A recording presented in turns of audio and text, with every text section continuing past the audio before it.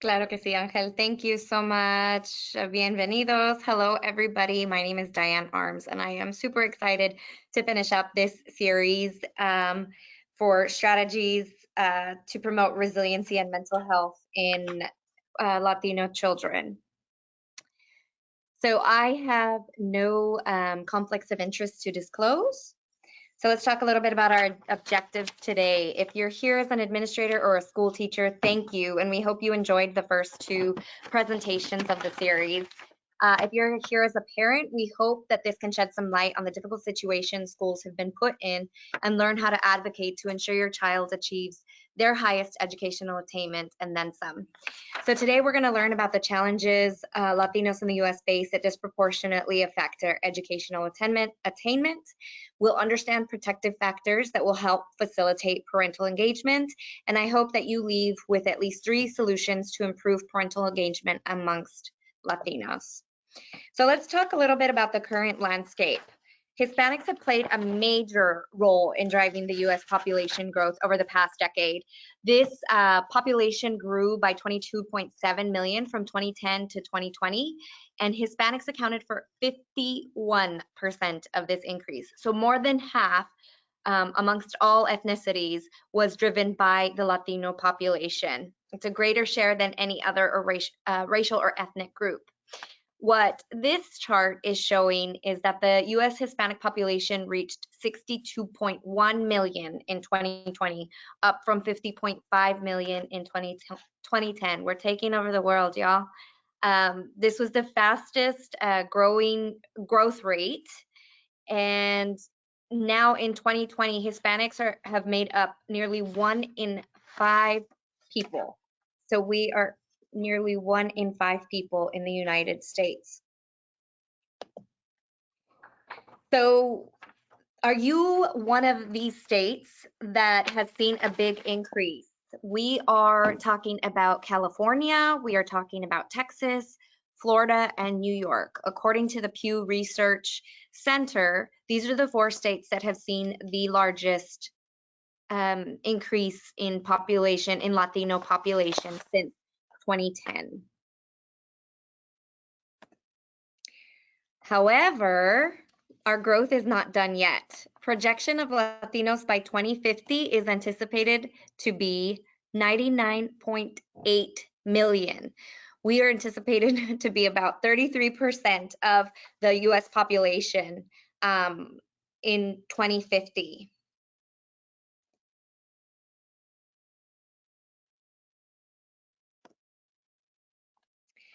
So now what about this? According again to Pew Research, as of 2019, 80% of Latinos living in the country are US citizens. That's up from 74% in 2010. So this includes people born in the US, its territories, including Puerto Rico, where our National Hispanic Latino MHTTC is located in. And it's people born abroad to American parents and other immigrants who have become naturalized citizens. So when you look at this, you can also see which origins are the largest percentages among all of US Hispanics in 2019. So if you see Mexicanos, Mexican, my grandparents immigrated from Mexico, we're up there at the top, which is 61.5%, followed by Puerto Rican and then Cuban, Salvadorian. But what I really want you to focus on is looking at all the different countries that make up the Latino community, all with different dialects, potentially different values and expectations. This can definitely serve as trouble when you're working with a Latino population and you try to cookie cutter them into one specific type of Latino. I know, for example, even amongst the Mexican culture, I came from El Paso, which is predominantly Mexicanos, Mexicans, and it is the edge of Texas and Mexico, and we're right near Juarez, so about border town. It's a border town. And I remember moving to Houston and using the word, I was talking about pan dulce, and I used the word esponja for a concha. And the person at the panaderia was like, what are you saying? So I had to like point at it. So even within different areas of countries, we have different dialects. We use different words.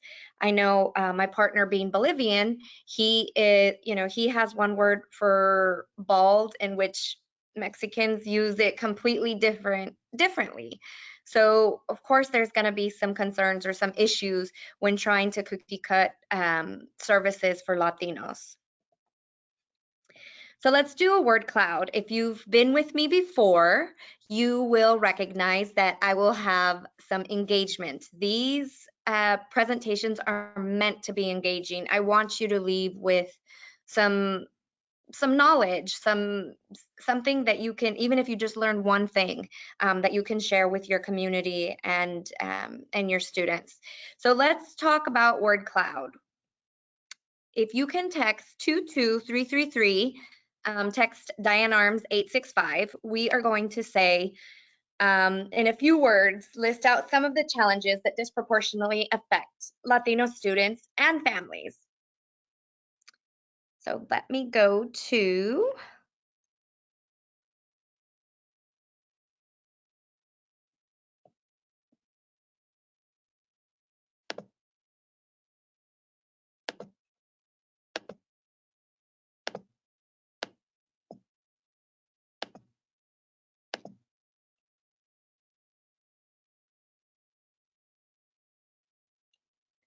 all right, so let's see. Be texting 22333 and you'll be texting Diane Arms 865, and then just go ahead and list a few words.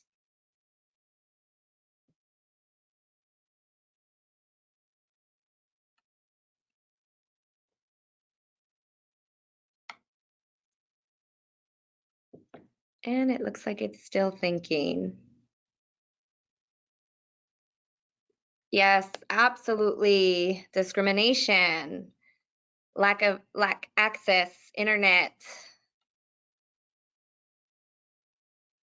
I'm going to go back to that internet situation. Mental health, we will talk about mental health. Language barriers, yes. Housing, insecurity, yes, that could be food insecurity, housing instability. Let's see, discrimination, lack of food, yes, language, mental, internet, health, housing, discrimination. Okay, I'll give it 30 more seconds. Yeah, insecurity is huge, and lack of resources, absolutely. Access, yes, generations, immigrants, divide. Oh, let's see. Violence, yes, trauma, IEP, services. Oh my goodness, yes, keep it coming, y'all. Yeah, all of these are definitely situations that affect Latinos disproportionately. Oh, why did it turn that way?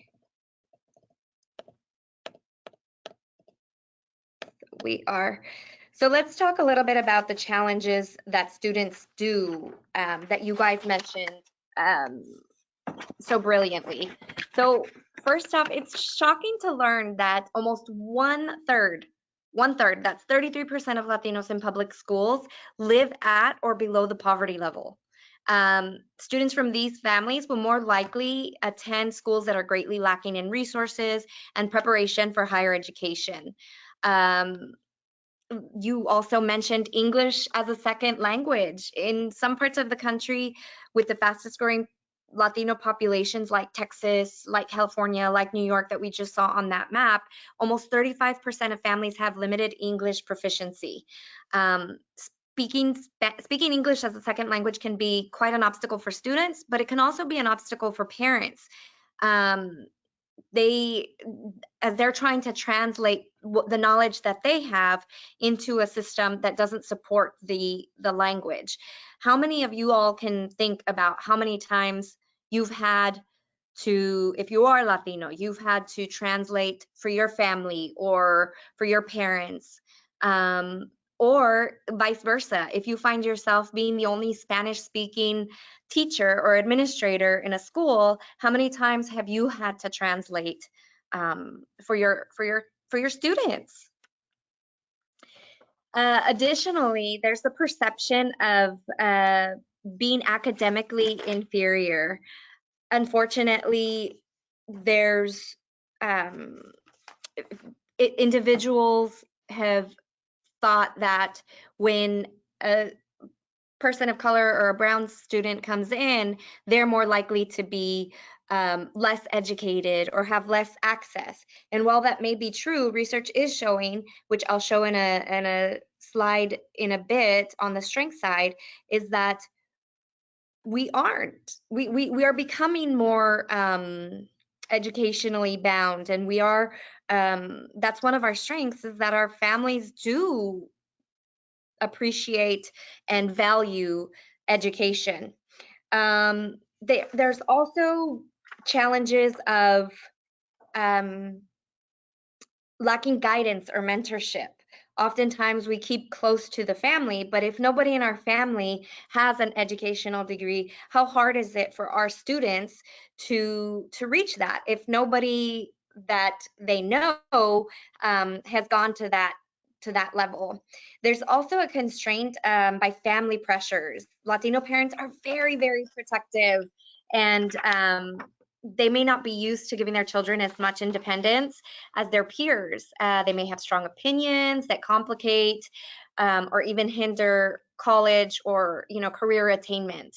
Many Latino parents prefer their children to live at home and not attend college far away. This was the case for me. I was top 2% in my high school, so that meant I could go anywhere in Texas, any state university, I would be accepted. Got a lot of offer letters outside of Texas, but my parents really wanted to focus on me being in El Paso and being with them. I think they were fearful that they were going to lose me to another culture and not come home after college. And then it speaks to the first generation college student. I was part of the first generation. My brother was the first individual to get a degree in our family, and I was the first individual from my grandparents had grandkids, I think about like 26 grandkids. And I was the first, and I think I'm the only one who has a higher level degree, a master's level. And I didn't know who to look to. It was important that I had found mentors within my undergrad, within high school, to kind of pull me through the reins. So what about some challenges for Latino parents? So juggling multiple jobs. I know this is not any news to you. I know that you all have seen families who work from 8 to 5 and then work from 6 to 11 at a different job just to make ends meet. The median income for Latino families is $52,000 a year. So it's no wonder why they're working multiple jobs. Also, for parents, if they're newly immigrated, they may not be used to the level of engagement that US schools expect from them. So, for example, if they came from Mexico, they're not used to participating in PTSAs or participating in homeroom projects where parents are involved, and because that's just not the case from their country. And then a huge, huge challenge for parents is also being undocumented, whether they're undocumented or whether they're living in a multi-generational home and their parents are undocumented. There's a fear of ICE. If we attend students' gatherings, or if we attend school functions, are there going to be individuals who are going to pull us out of the crowd, pick us out, and then take us and lock us up? This is why it's incredibly important to educate parents on their rights, and make sure that they know that schools are a safe place and that ICE cannot cross those grounds. Although it does, it's even harder when you see that sometimes those incidents, like the one in California where a dad was taking his little girl to school, was pulled over by ICE and then taken in, kind of shows differently. Who are we to trust? So many of you talked also about mental health challenges. Mental health is not discriminatory. It reaches everybody from any socioeconomic status. It reaches people of all different colors, creeds, ethnicities, all of it. But access to care for mental health is definitely discriminatory. Hispanic and Latino communities show similar vulnerability to mental illness, but they face disparities in both access and quality treatment. So here we have half of Hispanic young adults ages 18 to 25 with serious mental illness may not receive treatment. And why that is such an issue is because this inequality puts these communities, our communities, at higher risk for more severe and persistent forms of mental health. Without treatment, we all know that mental health conditions can worsen. Approximately 34% of Latino adults with mental illness receive treatment each year, compared to the US average of 45%. That's more than 10% discrepancy. This is a sad one, and this is something that we need to consider and continue looking at how we can support our youth. In 2019, suicide was the second leading cause of death for Hispanics ages 15 to 34. Second leading cause of death for our young adolescents. And then in 2018, Hispanics were 50% less likely to have received mental health treatment as compared to their non-Hispanic whites. And then what happened? COVID happened. So this graph shows what our Latino and Black populations are experiencing at what rate higher than white individuals. So if you see, we are the highest on all of the subjects at the bottom, except for the first one, but we're still higher than whites. And look at that discrepancy. So for example, being able to pay for basic necessities like food, heat, or rent, 26% of respondents reported that they were unable to because of the COVID-19 pandemic, as opposed to 10% of their white non-Latino counterparts. 49% of Latinos used up all or most of their savings during the pandemic, compared to 38 and 16 of Black and white respectively. 21% borrowed money or took out a loan, compared to 14 and 8%. And if I can read that last one, 58% suffered from any economic consequence, compared to 44 and 21% during the pandemic.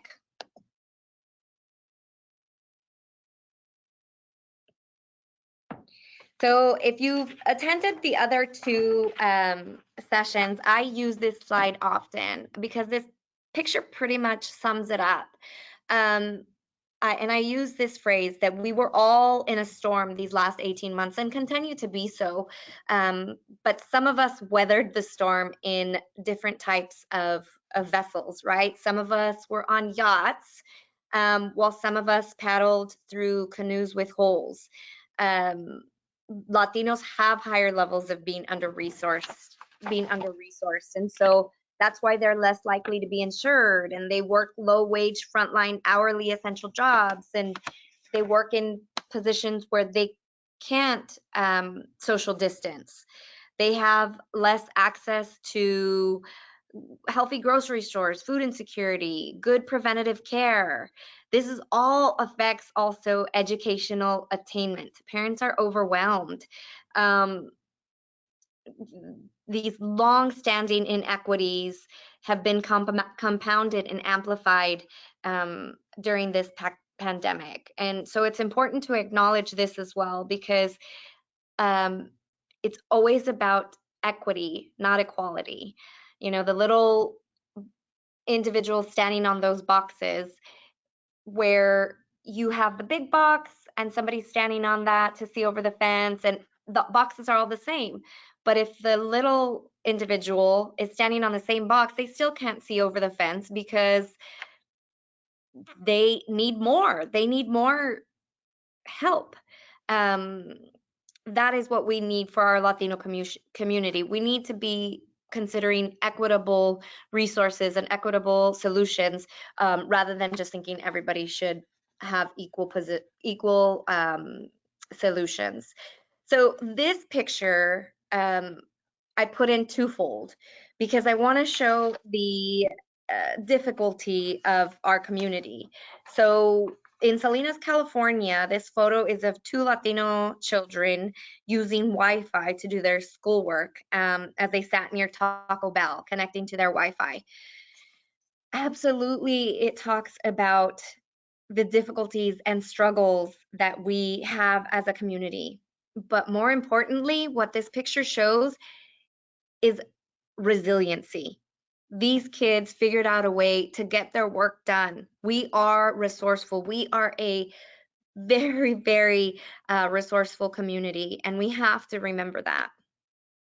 So let's talk about our strengths. We're going to do another word cloud, and this time it is going to be few words list the strengths of the Latino community. I am going to change the screen. Pause. Oh.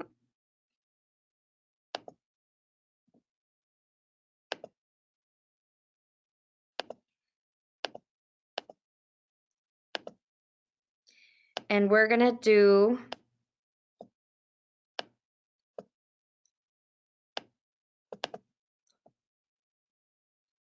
the same.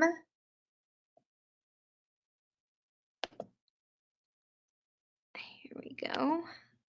The same word cloud information. So text 22333, Diane Arms 865. Yes, family oriented, familismo. Yes, community. Oh, these are coming in quicker. I love it.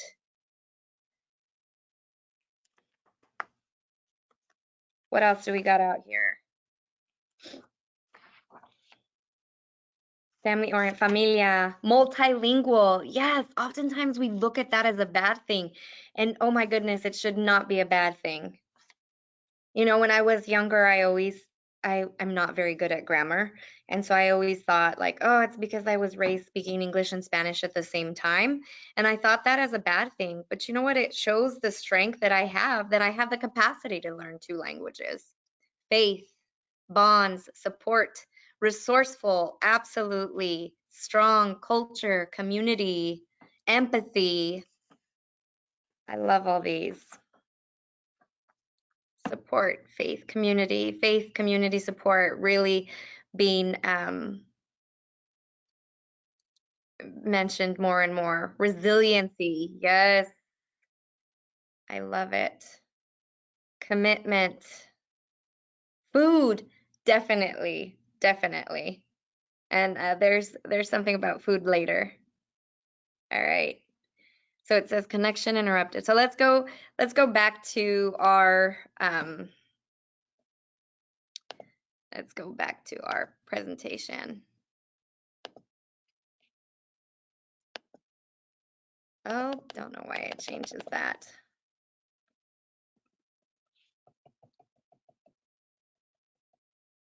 I apologize, y'all. All right. So strengths, social emotional skills. Well, let's take a step back real quick. One of the biggest challenges in working with traditionally underserved demographics is that We often talk about what they lack, but we should be talking about what they offer and take a strength-based approach, because what they bring to the table is so meaningful and will help you as school teachers and administrators engage them on a more personal level.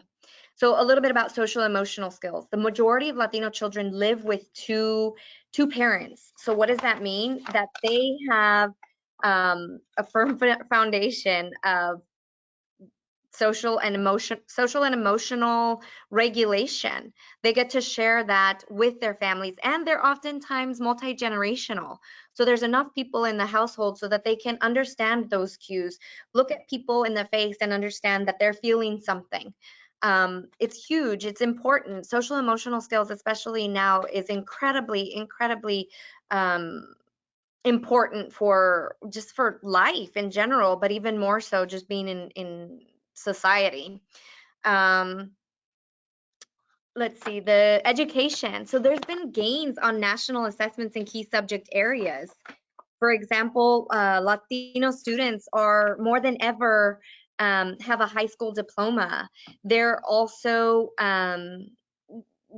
enrolling in post-secondary education more frequently, which is exciting. It's also important to mention, though, that college may not be for everybody, regardless of whether you're Latino, Black, white. We have to start pushing those career tech schools as well. Self-care.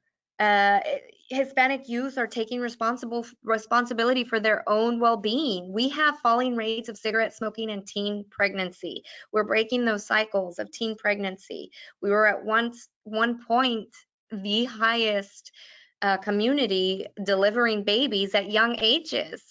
I know a lot of you talked about family. They're more Our community is more likely than other communities to have dinner with their family 6 or 7 nights a week. And what happens at those family dinners is remarkable. You talk about your school, so you're more engaged with your student, with your child. Um, and then also technology. Technology is huge for our Latino students. Studies have shown that they match or even exceed their peers with their avid use of technology.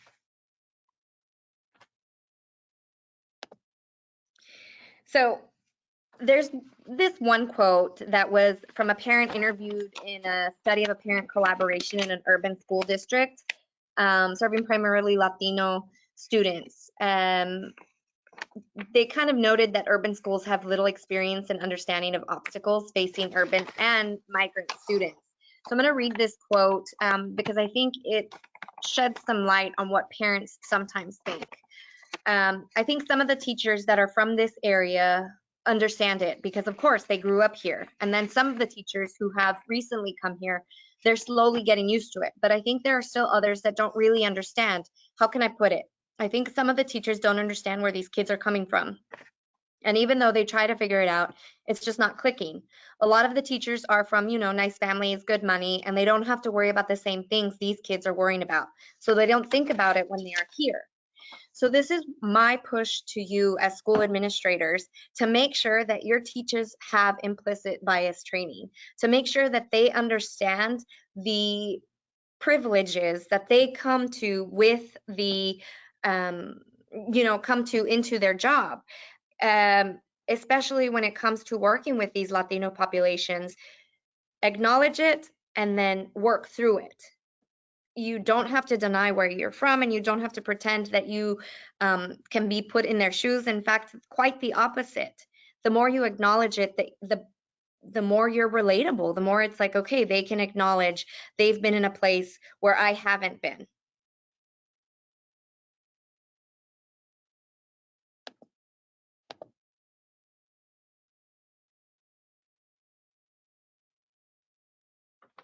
And so let's talk about strategies to engage parents, teachers, administrators. Create a non-judgmental environment. Think about what families see and hear when they get to school. Is anyone making them feel guilty about what they do or they don't do? Is it clear that you're creating a space for them? Just like you want to see pictures in the media, in the mall, of people who look like you and talk like you, do that at your school. Also, help parents establish emails. If they've never used a internet before, or if they've never used an email, set up classes to demonstrate how they can do that, how they can access their students' records, how they can navigate the school district's webpage and switch it to Spanish, because every webpage for schools should be in Spanish. And ensure that parents who have little or no technology experience are able to learn from you all. Have childcare and food. We talked about food. Food is a huge factor in the Latino community. We gather around food. Food is our culture. Food is so rich. Food is, I mean, love my Mexican food. So first, with the childcare, parents may not have or may have difficulty attending because they don't have childcare. And of course, food is always a good incentive, but also make sure it's culturally appropriate, because that in itself can guarantee a safe space. Always have Spanish resources available. We talked about this earlier, but how many times did you have to translate for your family? I know for my grandma, when I would take her to her doctor's appointments, this was later on in her life, I lived in El Paso, which is a predominantly Latino community, and I still had to translate for her medical care. There I was, a young 20-year-old, you know, fresh out of college, and I didn't know half the medical terms the doctor was using, but I was expected to translate. Even if parents are bilingual, understand the language that they feel most comfortable in. Whether it's a handout, a presentation, simply even a text message or an email that's going out, make sure that it reads well in Spanish. And considering inviting members to do presentations in Spanish. We will be doing a Spanish presentation for how parents can stay engaged in school, because we've been receiving so many requests for that. But we acknowledge, the National Hispanic and Latino Mental Health TTC acknowledges that language matters, and we have to be able to provide the resources to our families in their own language. Recognize parents, absolutely. A simple fact of acknowledging their work already helps parents feel like partners in their children's education. It leads to trust, it leads to engagement, it leads to volunteerism in the school activities. It instills a sense of pride for them. Student events. Use student events as a chance to connect. If their kid is involved in a play, if their kid's involved in sports, whatever it is, always have some time to engage with the parents before or after in their language. Take a few minutes. It doesn't take that long. Where did this go? Diane, I have a great question over here. I don't know if you want to wait till the end or you want me to read it out loud. Sure, you can go ahead and read it out loud. The question says, how can I respond to an administrator who is saying that we should not push Latinx students to take honors and AP classes because, quote, they are already have a lot of stress? Okay, so I would say let's go back to the research, because research actually shows when you put kids in an environment where they're required to learn more, they're better off. And I will go ahead and find the specific research on that and send it along. Can we do that, Angel? Can we send them that research, or just send, if you want to have that individual send you the email? Absolutely. That is incorrect. There's a time and place for advanced classes, absolutely. And we want to make sure we're meeting our students where they're at. But we should also be pushing them to do better and learn more. And if they have the potential, we should not be limiting them to non-AP classes. So Angel, if you can please get their email, I will go Diane, ahead and send. answering your question, we can do both. I think other uh, participants can benefit from it, so you can share it and we can include it with the resources on the series webpage. I just sent a message to every participants that all handouts and all webinar recordings will be uploaded to the page in a few days, so we can also upload that research there. Perfect, perfect. So empower, what next? Thank you for the question. Great question. Empower parents and caregivers. Y'all, I'm going to say it. I'm a chismosa. If there's a ton of good stuff going on, I'm going to share it with everybody around me. And I'm going to be like, you need to get connected to this. Find a champion. We are a community. We are a inclusive group where if we like something, we're going to tell people about it. But on the same hand, if we don't like something, we're also going to tell people about it. So find the parent or caregiver who speaks at every meeting. Find that person who gives their opinion. They will be your best ally.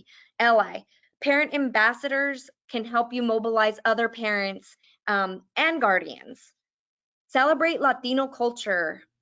I love Hispanic Heritage Month, love it, but it's only 1 month. And how much can a student learn from that and be reduced to only 30 days within their 9-month school year?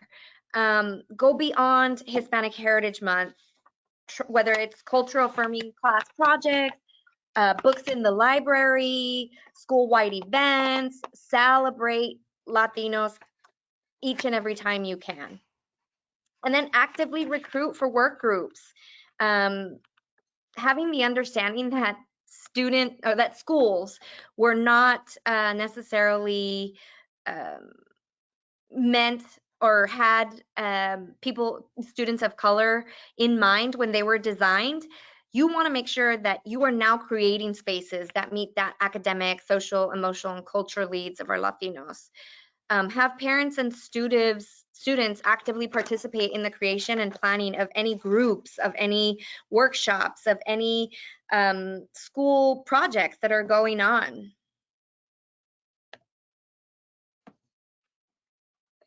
So a Tennessee study demonstrated that teacher effectiveness is the single most powerful factor in student achievement. Another study has shown that consistent and effective teaching resulted in a gain of more than 35 percentile points in reading test scores, and a difference of a full 50 percentile points in math and test scores were attributed to teacher effectiveness. All that to say is that teachers, you make the difference. Administrators, your teachers make the difference. They are the first set of hands on these students when they come into the classroom. They're with these kiddos 8 hours a day.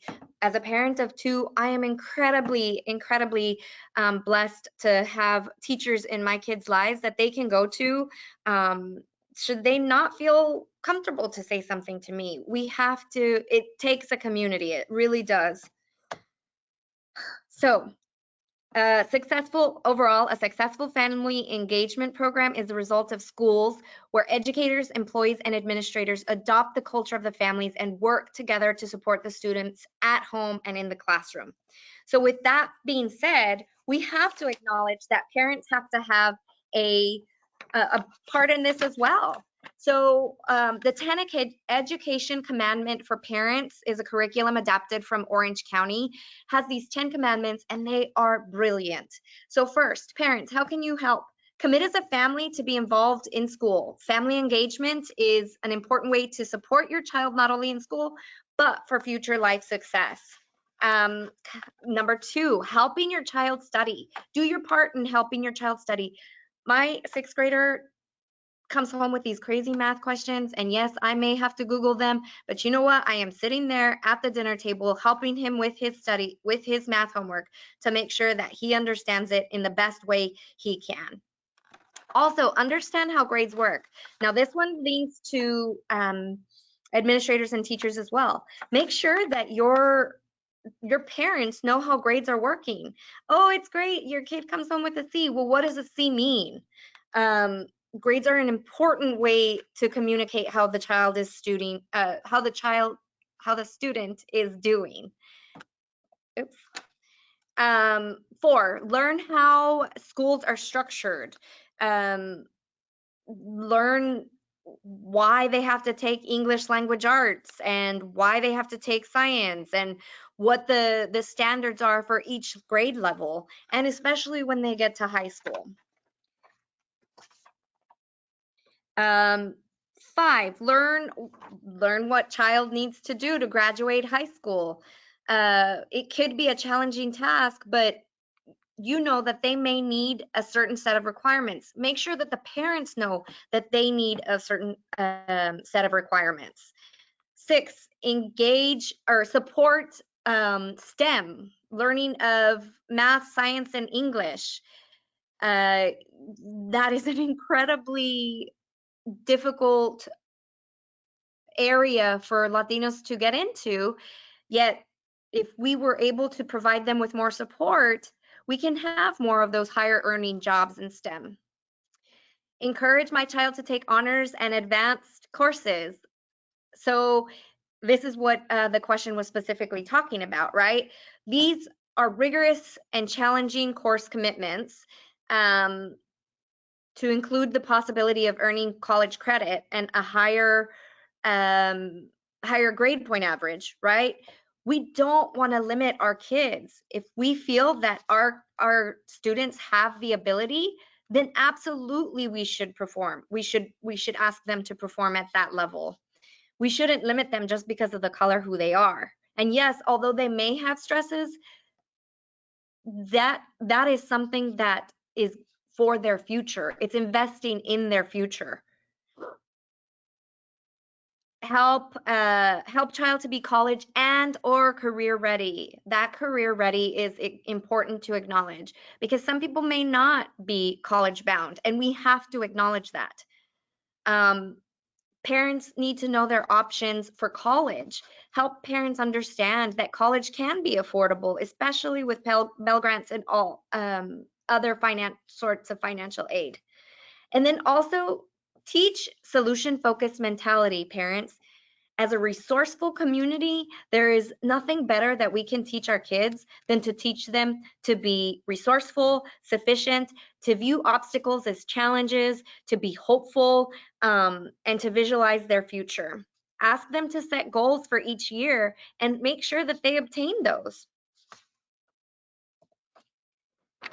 With all that said, if you listened to my first 2 presentations, I use this slide as well because the mental health and wellness of teachers, administrators, and parents is incredibly important and has an impact on the mental health and well-being of our kids. So make sure that you are taking care of yourself, because if you are not taking care of yourself, your child is not going to be taken care of either. So with that being said, let's go into our Kahoot. I am going to share classic. We are loading the game pin. All right, so the game pin is 7952417, and you can find it at the Kahoot app or the Kahoot website.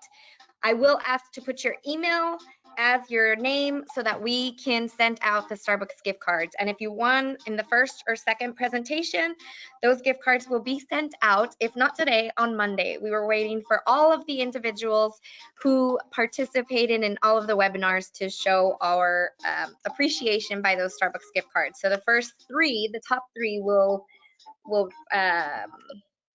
receive their Starbucks gift cards. I'm thinking of Target. I said Starget.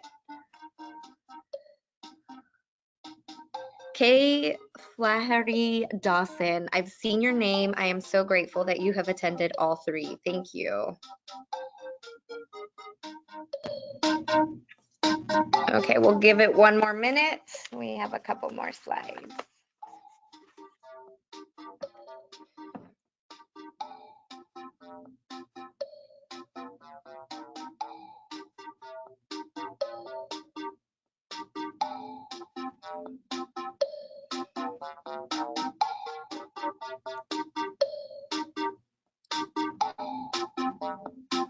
All right, let's go ahead and start the game.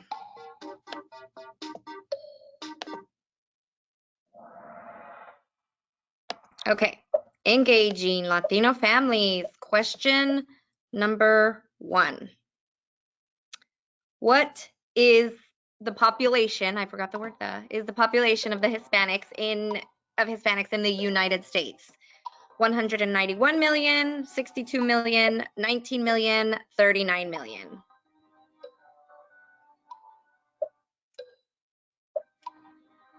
Let's see, we have 2, 3 answers. 4 answers. Okay. 30 seconds.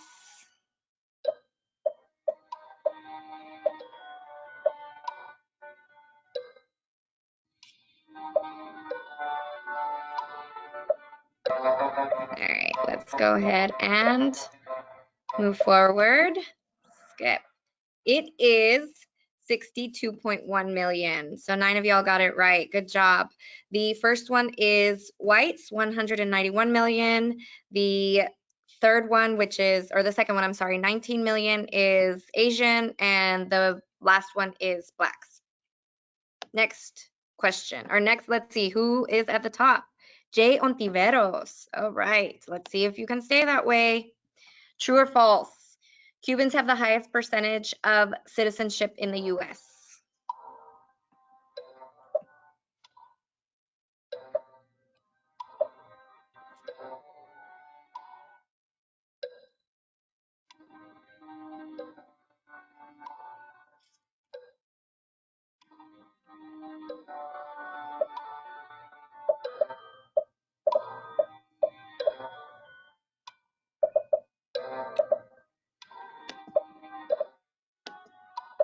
All right.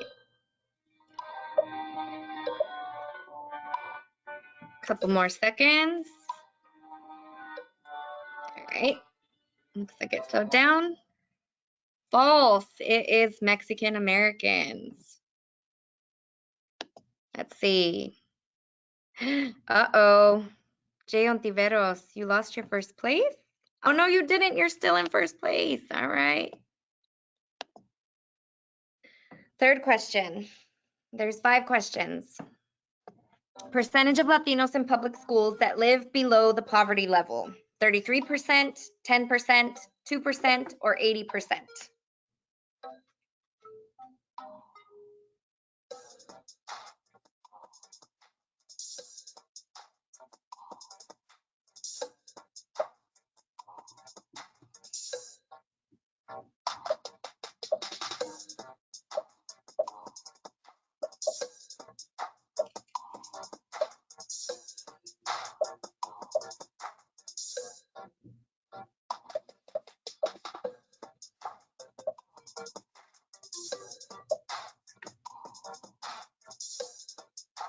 All right.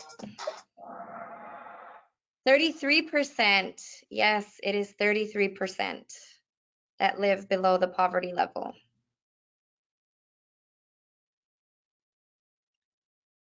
All right. Jay Ontiveros stays in the lead.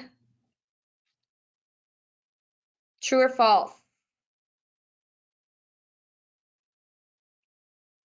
Hispanic teens match or even exceed other racial ethnic groups in their avid use of technology.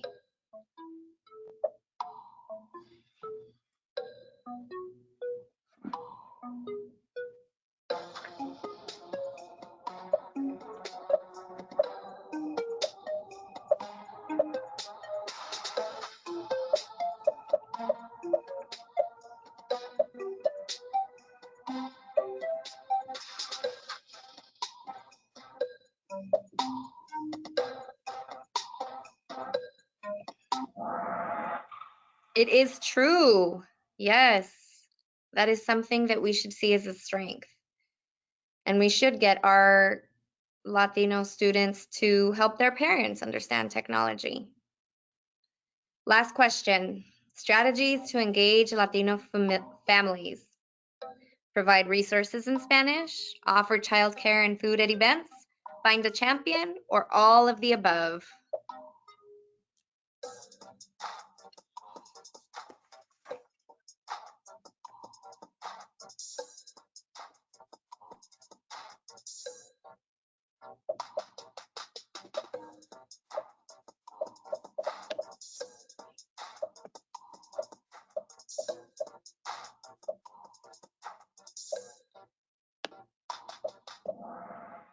All right, all of the above. Yes, all of the above are very important.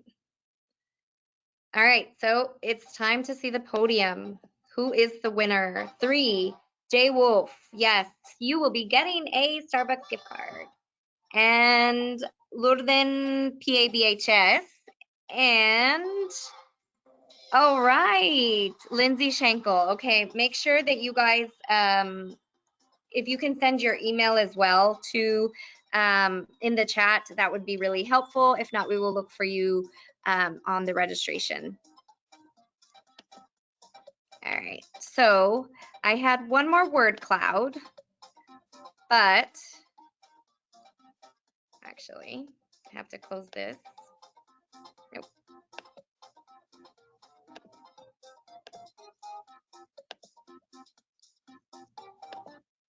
Okay, there we go. I had one more word cloud, but we are running out of time. So what I want you to do instead of submitting the word cloud is actually write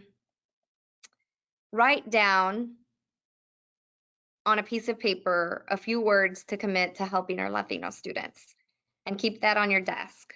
And at the end of the year, let us know how it went. We are so incredibly grateful to each and every one of you as school personnel, as teachers, as parents of the Latino community. It takes a village and we're all in this together. This past 18 months has been incredibly hard, but we are a resilient community.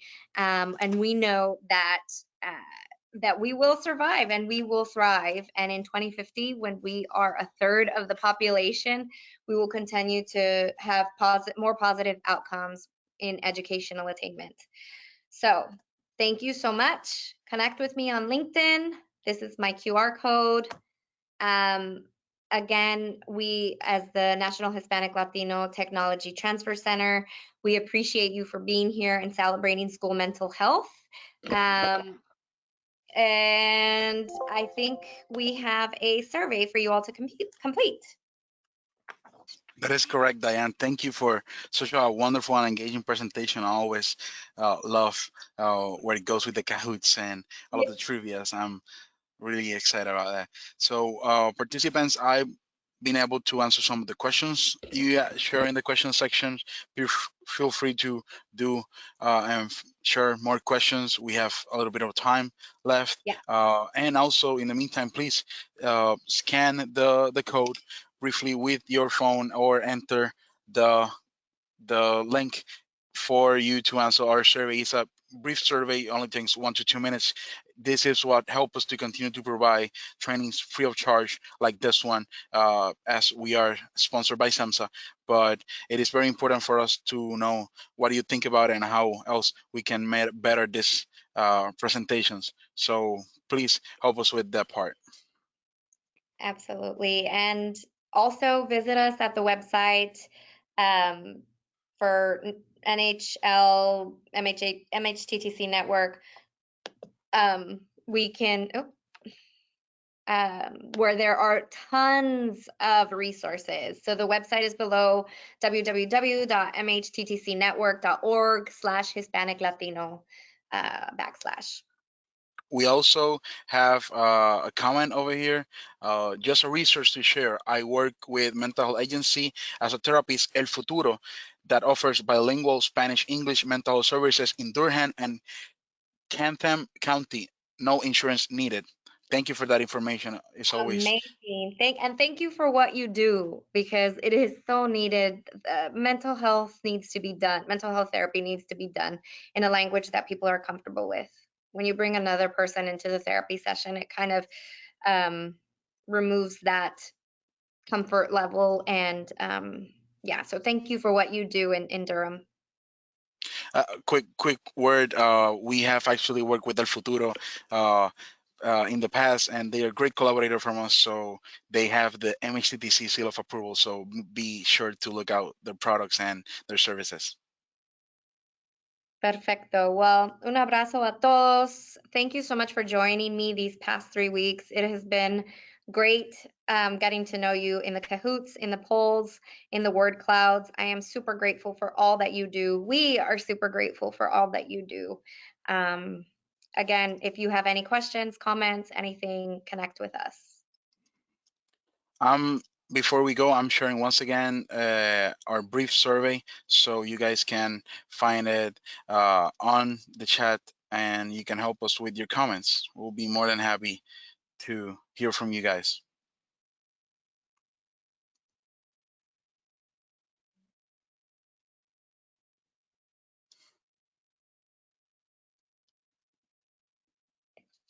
Thank you, everybody that was able to join us. Have a great day. Thank you, Diane, for being with us. Have a great weekend, everybody.